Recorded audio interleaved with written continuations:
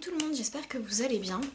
Bienvenue dans cette nouvelle vidéo qui est un peu spéciale puisqu'elle sera disponible à la fois sur YouTube et sur Instagram.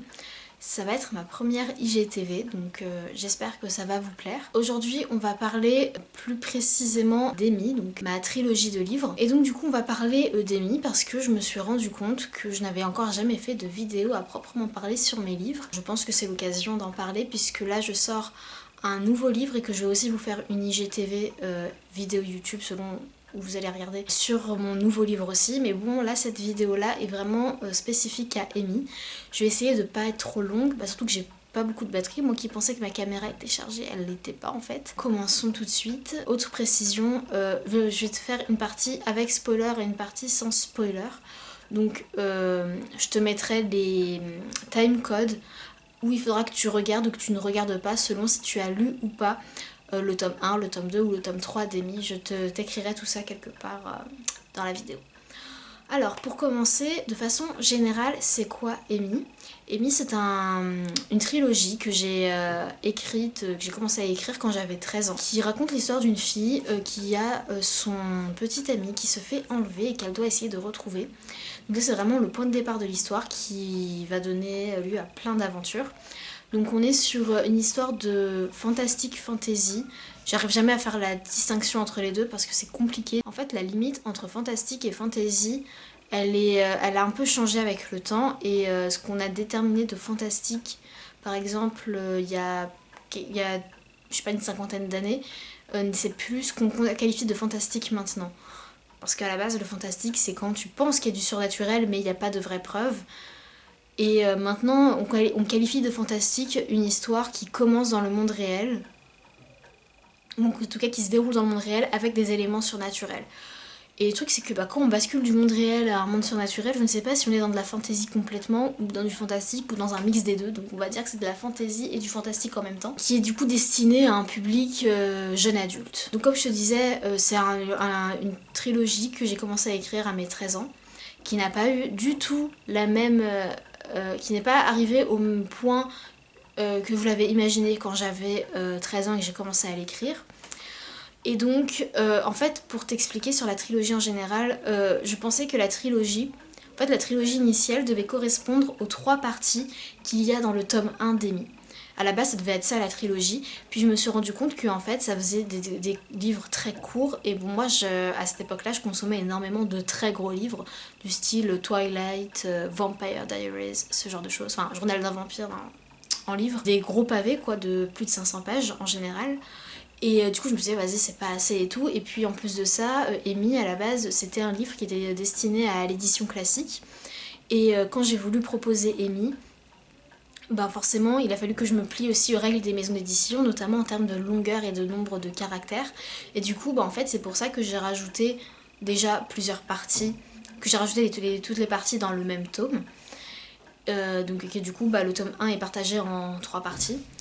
Et en même temps j'ai réussi à trouver un sens au fait que ce soit partagé en 3 parties, j'ai réussi à trouver une logique à tout ça. Et voilà, ça a donné du coup ce gros tome 1 et des petits tomes 2 et tome 3. Et en fait, quand j'ai terminé le tome 1, j'avais déjà une idée de suite, du coup, enfin je savais que je voulais faire une trilogie. Et j'ai voulu écrire du coup une suite, même si je savais pas forcément exactement où ça allait aller. J'avais, on va dire, l'image, le schéma à peu près de ce que ça allait devenir, donc une fois que j'avais fini le tome 1, et ça a donné du coup cette trilogie. Alors on va parler plus spécifiquement du tome 1, donc je vais te faire une partie sans spoiler et une partie avec spoiler. Alors le tome 1 d'Amy, comme je l'ai dit, j'ai commencé à l'écrire, j'avais 13 ans en fait. On venait d'avoir un ordinateur, je voulais écrire une histoire, et j'ai commencé à écrire Amy, quoi. C'était vraiment un peu le fruit du hasard, selon les idées qui me venaient. Je l'ai écrit vraiment au feeling. Et en ce qui concerne les prénoms des personnages, j'ai choisi le prénom Amy tout simplement parce qu'au moment où j'ai écrit, il me fallait un prénom. Alors si tu lis le livre, tu verras que dès le début, elle n'a pas tout de suite un prénom, Amy. Au début, c'est juste elle. Et en fait c'est parce que j'avais pas forcément d'idée de prénom, mais que je savais que ça allait être que mon personnage principal serait un personnage féminin. Et du coup je me suis dit ça me laisse le temps de réfléchir à un prénom. Et en même temps que j'écrivais, il y avait à la télé, en fait si tu veux, à l'époque où j'ai commencé à écrire Amy, j'avais la télévision. Et à côté, juste à côté, collé à la télévision, j'avais mon bureau. Parce qu'en fait, mon ordinateur était... Enfin, mon ordinateur, c'est l'ordinateur de la famille. Était branché en fait directement avec la box, avec un câble Ethernet pour qu'on ait internet tout simplement. Donc on n'utilisait même pas la wifi pour vous dire à quel point on était arriéré en termes de technologie. Quand j'ai commencé à écrire Amy, il y avait donc du coup la télé juste à côté. Et en fait quand j'écrivais, il y avait toute ma famille qui regardait la télé et tout, mais moi je regardais un peu la télé vite fait. Et à la télé il y avait Bonne Chance Charlie qui passait, je sais pas si tu connais cette série. En fait c'est une série Disney Channel du coup, où en gros si tu veux c'est une famille de 4 enfants, oui c'est de 4 enfants, et donc la dernière s'appelle Charlie, et en fait l'aîné de la famille fait des vidéos pour sa petite sœur Charlie pour quand elle sera plus grande, et pour un peu lui donner un petit peu des leçons de vie, et lui montrer un peu ce qui se passe au moment où elle est toute petite. Et du coup, à chaque fois, elle lui dit à chaque fin d'épisode bonne chance Charlie. Et en fait, dans cet épisode-là, on a un personnage, le personnage de la mère de Charlie, donc qui est des enfants... je sais plus comment s'appelle le personnage joué par Bridget Mendler, qui fait donc la grande sœur. J'ai tellement oublié, ça fait tellement longtemps que je suis pas tombée dessus. En fait, le personnage de la mère s'appelle Amy. Amy Duncan, je me souviens. Et du coup, j'ai entendu Amy et je me dis oh ça peut être pas mal et tout. En plus de ça, l'actrice qui joue Amy Duncan a aussi joué dans Charmed. Et je suis une très grande fan de Charmed. Et du coup, je me disais oh vas-y, ça peut être cool comme prénom, Amy, ça fait un peu américain.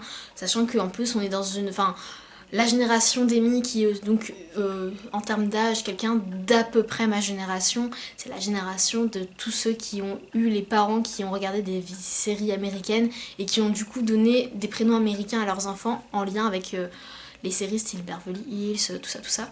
Donc du coup que mon personnage soit française et qu'elle ait un prénom américain, ça paraît assez logique du coup.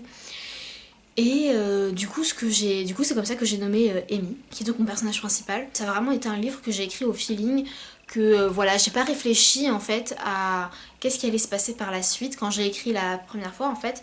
Pour t'expliquer comment je l'ai écrit, j'ai d'abord fait un premier jet, ce qu'on appelle un premier jet, donc j'ai écrit au feeling, machin et tout. Ensuite, j'ai réfléchi du coup à toute cette histoire de trilogie machin et tout ça. J'ai regardé aussi les annonces de maisons d'édition, donc là j'ai adapté, donc j'ai rajouté toute une partie. Et donc je vais te dire quelle partie ce sera dans la partie spoiler. J'ai relu ensuite, j'ai modifié certains trucs qui me convenaient plus, parce que comme je l'ai écrit sur plusieurs années, Amy, forcément j'ai évolué aussi en termes d'écriture, en termes de personnes tout simplement. Donc forcément il y a des choses qui me convenaient plus, mais en même temps, vraiment Amy, le but pour moi c'est dans le tome 1 en tout cas, c'était de garder vraiment le maximum de choses de mes 13 ans. Le tome 1 d'Amy, c'est un peu une preuve de l'évolution de mon écriture. Et du coup, j'ai voulu garder un maximum d'éléments de ce que j'avais écrit quand j'avais 13 ans et qui était à peu près convenable. Et même si en soi, j'ai pas changé tant de choses que ça, en même temps, du coup, il y a des choses que forcément j'ai modifiées, des choses que j'ai rajoutées et tout ça. Mais globalement, Amy est assez fidèle à ce que j'ai écrit quand j'avais 13 ans. Donc voilà, quand vous lisez ce livre, vous lisez le livre écrit par une ado de 13 ans, qui a été relue par une ado de 17 ans, mais voilà globalement ce qui est Amy. Maintenant je pense qu'on va passer à la partie spoiler du tome 1, donc si t'as pas lu le tome 1, je vais te mettre un timecode pour que tu puisses passer à directement à la conclusion du coup, parce que même les parties sans spoiler de tome 2 et tome 3, si t'as pas lu le tome 1 ça va te spoiler, donc je t'invite à aller à la conclusion de la vidéo. D'ailleurs ne quitte pas cette vidéo, va vraiment au timecode parce que je vais avoir besoin de toi. Par rapport à Amy, du coup là on entre dans la partie spoiler. Il faut savoir que toute la partie où Amy vit avec le maître, c'était pas du tout prévu en fait. En fait j'ai rajouté cette partie là, ce détail là de la vie d'Amy chez le maître, parce qu'il me manquait en fait tout simplement des caractères pour que je puisse envoyer une maison d'édition en fait. J'étais arrivée à un stade où j'avais terminé, j'avais lu, relu, j'avais rien à rajouter, rien à raconter de plus. Et j'avais pas atteint les 250 000 caractères qu'il fallait que j'atteigne pour envoyer à la maison d'édition que je visais. et qui d'ailleurs a refusé mon livre. J'ai rajouté cette partie-là, je me suis dit bah voilà, ça rajoute une petite aventure, un petit truc en plus, ça rajoute plus de profondeur au personnage, ça les rend plus vivants aussi, le fait qu'ils aient une vie quotidienne aussi à l'époque du maître du coup. Après en termes de personnages et tout ça, j'ai pas parlé de Tony par contre, mais c'est vrai que Tony, je sais pas, j'ai réfléchi à pourquoi je l'avais appelé Tony quand j'ai voulu faire cette vidéo, et je pense que je l'ai appelé Tony, alors je pense que c'est un mélange de plusieurs choses. Déjà, il y a Tony, parce que les Tony que je connais en termes de personnages, c'est Tony dans Ma famille d'abord, le petit ami de Claire. À l'époque où j'ai commencé à écrire Amy, même si j'avais déjà trouvé le prénom de Tony, je pense que ce qui m'a aussi conforté là-dedans, c'est que à l'époque où à l'époque où j'ai écrit Amy, je rentrais en quatrième. Et en quatrième, j'ai dû regarder West Side Story. Et dont un des personnages principaux s'appelle aussi Tony. Et je pense que ça m'a confortée dans l'idée de garder ce prénom-là pour ce personnage-là. D'ailleurs, c'est très cool, le West Side Story. Il faut vraiment l'avoir vu au moins une fois, je pense. Surtout quand on aime les comédies musicales. C'est vrai qu'il y a beaucoup de choses... En fait, vraiment, quand je me suis lancée dans l'écriture d'Amy, il y a plein de choses que j'avais pas prévues. Plein de choses que j'ignorais, plein de choses que j'ai rajoutées comme ça au feeling. Par exemple, le personnage de Julie est complètement inventé au feeling. Il me fallait un personnage de sorcière pour aider Tony, et je me suis dit, bah, quoi de mieux qu'une personne qui a un lien avec son histoire du coup. Même si ça fait un peu les trucs un peu en mode les feux de l'amour, en mode il y a tout qui se recoupe forcément, c'est incroyable. Mais je trouvais ça important, et en fait le fait que Tony et Julie soient des jumeaux, je l'ai vraiment écrit au feeling, et je pense que c'est en écho avec mon histoire personnelle, puisque je sais pas si c'est la review d'écriture où j'en ai parlé, je pense pas qu'elle soit encore sortie, mais si elle est sortie, bah, vous savez, mais si elle est pas sortie, bah, je vous explique. Mais en gros, à la base, moi j'aurais dû avoir un frère jumeau, mais en fait, dès que ma mère a fait sa première échographie chez le gynéco, bah, mon frère jumeau était déjà décédé. Donc ça fait peut-être bizarre pour certaines personnes que je parle de frère jumeau alors que c'était juste un fœtus. Mais le fait est que il a bel et bien existé.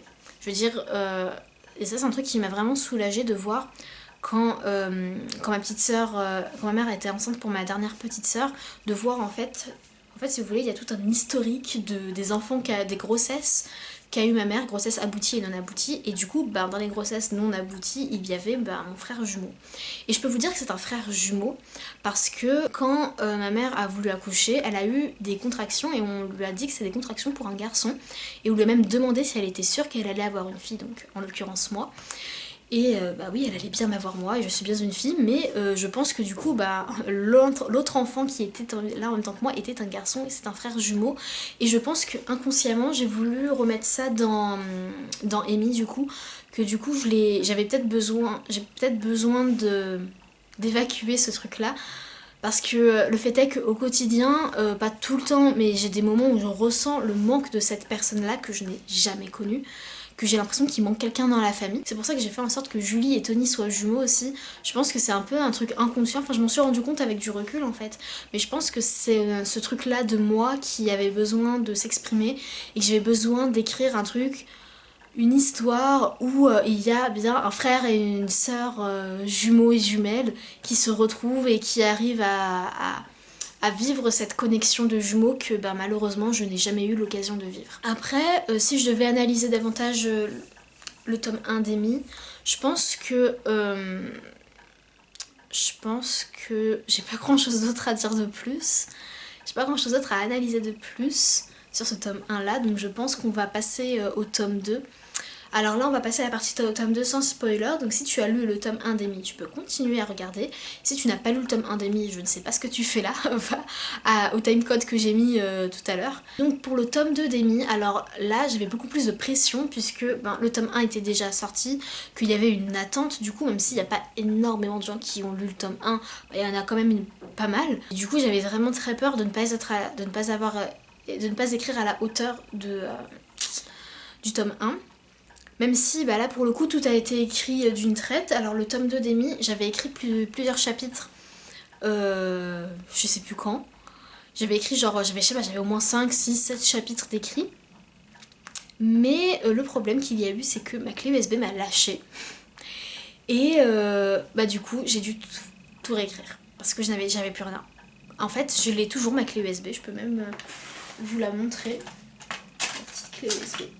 Cette clé USB, c'était mon grand-père qui me l'avait achetée. Vous voyez, elle est jaunie tellement. À la base, elle était blanche, hein, la clé.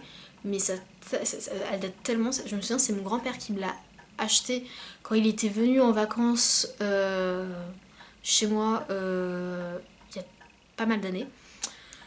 Et voilà, il m'avait fait ce cadeau-là d'une clé USB parce que franchement, j'en ai eu bien besoin et je l'ai bien utilisé.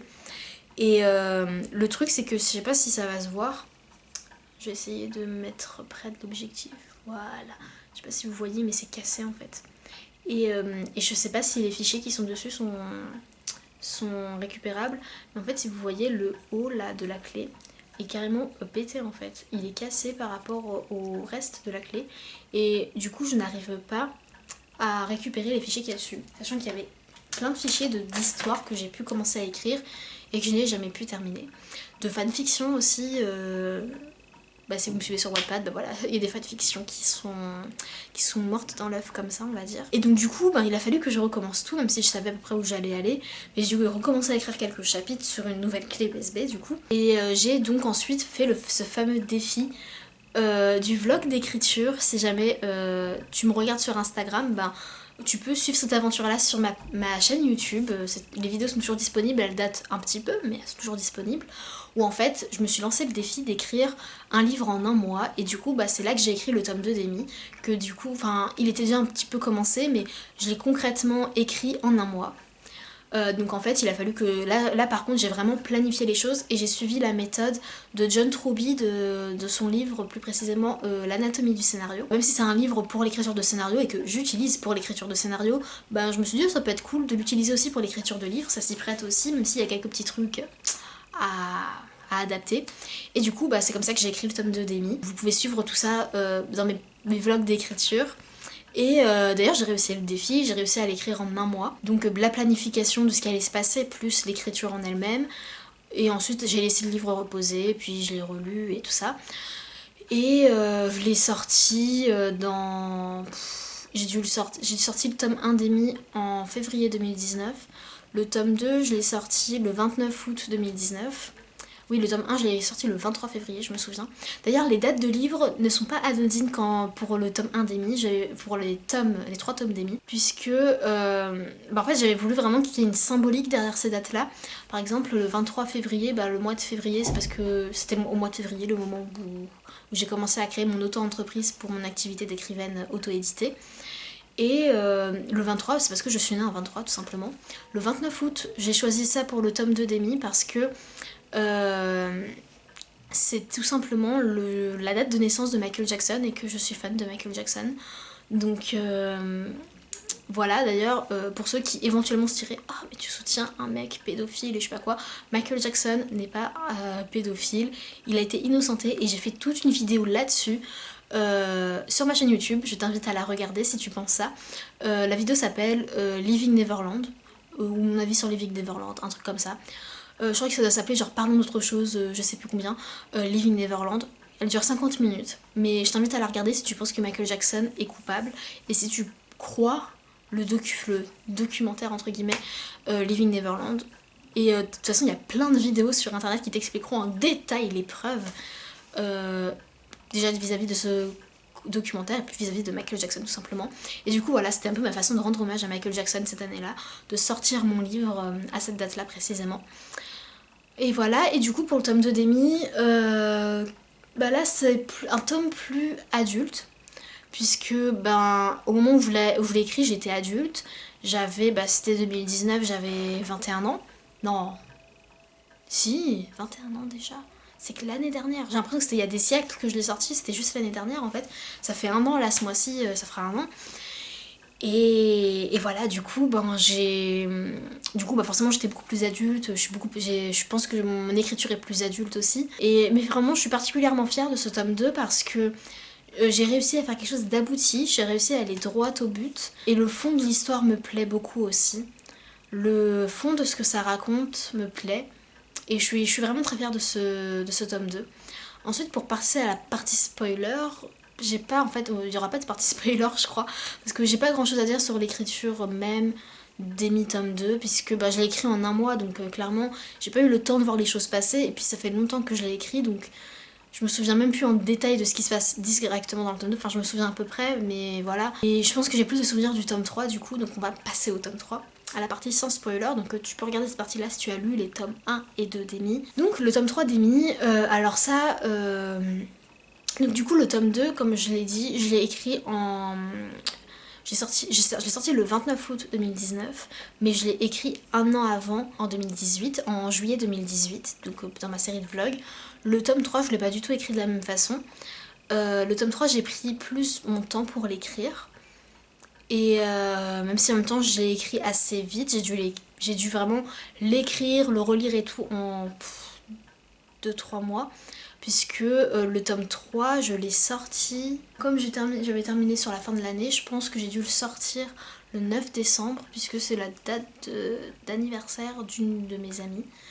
Et du coup, je pense que c'est pour ça que j'ai dû le sortir à ce moment-là, vu que ma première vente date du 13, ça a dû sûrement être à ce moment-là. Parce que sinon, je vois pas quelle date j'aurais choisi. Et donc, du coup, le tome 3 d'Amy...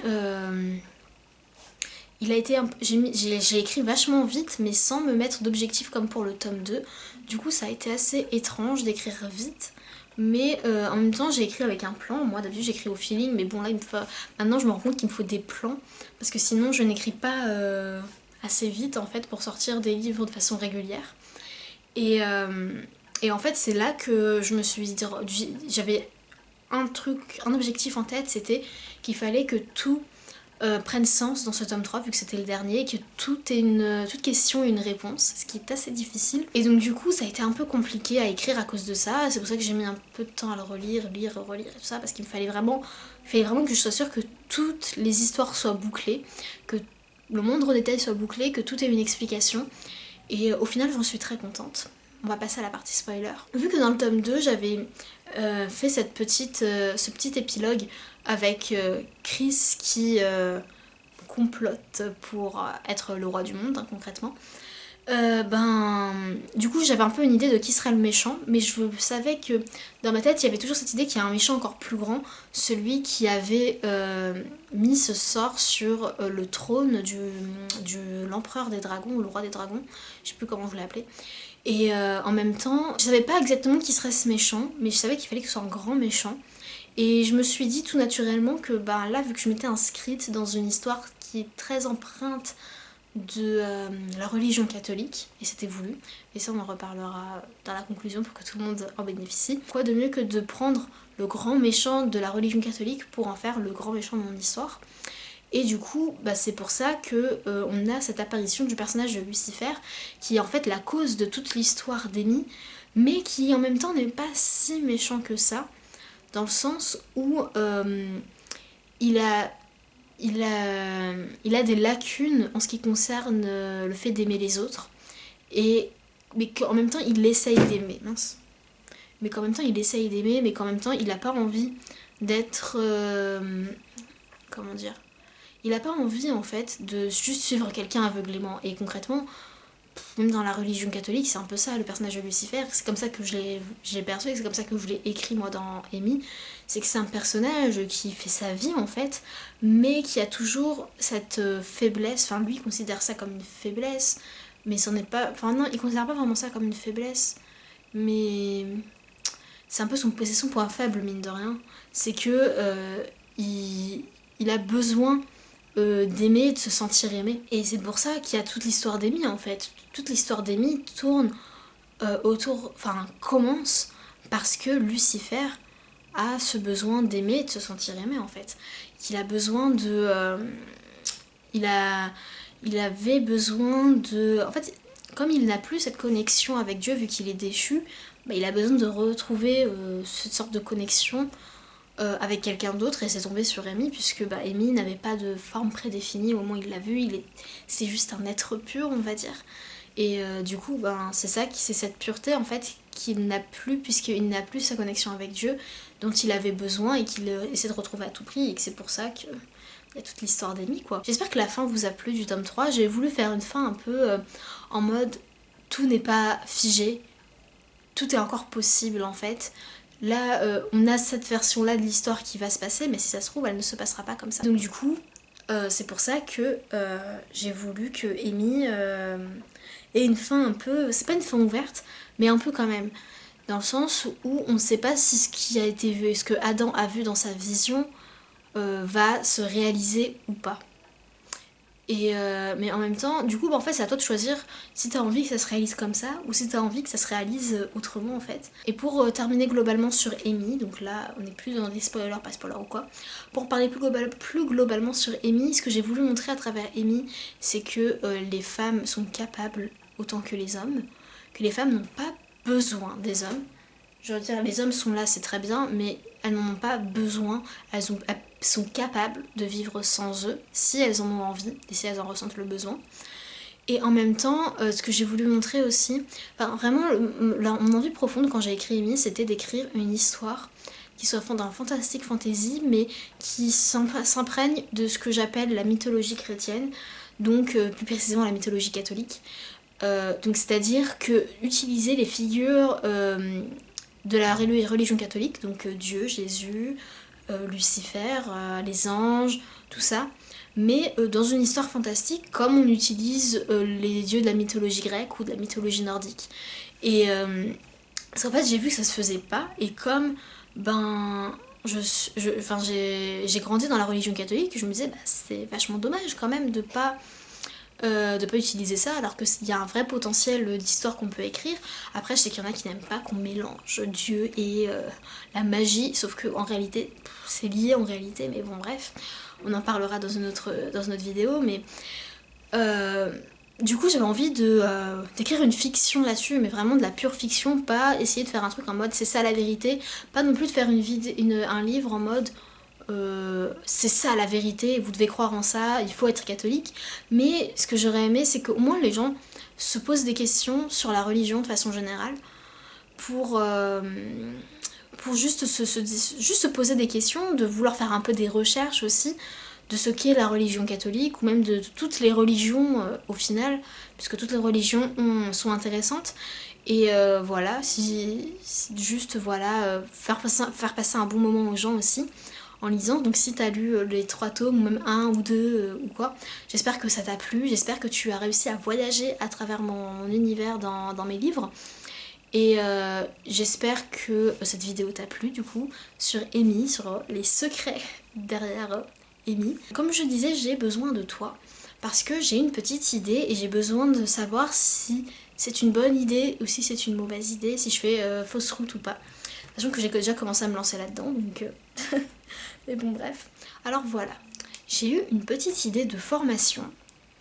La formation, ce sera écrire le livre dont tu seras fier. Donc le but de cette formation, ce sera de t'aider à écrire un livre dont tu vas vraiment être fier. Pas forcément un livre parfait, pas un livre qui va se vendre, mais un livre dont toi t'es vraiment fier. Genre vraiment, tu vois, tu l'as écrit et tout, t'es en mode waouh, j'ai écrit ça, c'est trop bien, il faut que je le partage au monde. Ou même juste, tu dis ah, je suis trop fière de moi, je suis capable de faire ça, c'est génial, même si t'as pas envie de partager ton écrit. J'ai commencé à tourner la formation, j'ai tourné 3 vidéos de la formation, donc l'introduction, le module 1 et le module 2. Il me manque le module 3 à tourner et un petit bonus que je prépare. Et du coup, j'ai besoin de toi pour savoir si déjà cette idée de formation là résonne avec toi, si jamais tu écris ou si tu as envie d'écrire, si tu n'oses pas écrire. Genre vraiment le but c'est de te donner envie d'écrire, et ce sera évidemment une formation payante, hein, je le précise. Et du coup je voulais savoir si toi c'est quelque chose qui résonne avec toi, si c'est un truc qui te plaît, voilà, écrire le livre dont tu seras fier. Et donc déjà dis-moi en commentaire, je sais pas si on peut commenter sous les IGTV, mais normalement je pense qu'on peut commenter. Mais voilà, du coup n'hésite pas à me dire si c'est un truc qui te plaît pas, si tu trouves qu'il manque des choses ou quoi, si c'est pas un truc ouf pour toi. Et dis-moi aussi si jamais tu as des soucis en termes d'écriture. Concrètement, qu'est-ce qui te pose problème en termes d'écriture? Parce que comme ça, si jamais j'ai envie de faire d'autres formations, ou si je peux intégrer certaines choses dans cette formation-là, je le ferai. Et du coup, n'hésite pas à me dire, voilà, en termes d'écriture de livres, que ce soit de la fiction ou de la non-fiction, peut-être que je peux t'aider même en non-fiction, même si c'est pas ce que j'écris. Faut savoir que moi je suis spécialisée dans la fiction et dans tout ce qui est fantastique, fantasy. Après je peux t'aider dans d'autres genres aussi, mais voilà, ma spécialité c'est ça. Donc n'hésite pas à me dire si t'as des problèmes d'écriture ou quoi. Faut savoir que moi ça fait, même si là ça fait qu'1 an et demi que je suis écrivaine de façon professionnelle, ça fait plus de 10 ans que j'écris des livres. Voilà, n'hésite pas du coup à me dire à quel problème tu fais face. Peut-être que ce sont des problèmes auxquels je peux répondre directement en vidéo. Si c'est des choses assez simples et autour desquelles je peux pas faire de formation, je vais pas faire de formation. Et puis il y a des choses que je peux te partager gratuitement, enfin le savoir ne doit pas être confisqué non plus. Mais voilà, c'est vrai que le fait de faire des formations payantes, ça pourrait me permettre de me stabiliser en termes de revenus. Et voilà, si en plus moi je peux t'aider, bah, c'est parfait, sachant que bon, j'ai toujours aimé enseigner des choses aux gens, donc voilà le pourquoi du comment. Donc voilà, dis-moi tout ça en commentaire. Merci de m'avoir regardé jusqu'au bout, j'espère que cette IGTV ou que cette vidéo YouTube, selon où tu regardes, t'a plu. J'espère que ça n'a pas été trop long ni trop ennuyeux. J'espère que ça t'a donné envie de lire Amy si tu n'as pas commencé à lire, ou que ça t'a donné envie de lire la suite si tu n'as pas lu la suite. Et on se retrouve très bientôt dans une prochaine vidéo ou un prochain post, hein, si t'es sur Insta avec moi. Bah merci et à très vite. Salut!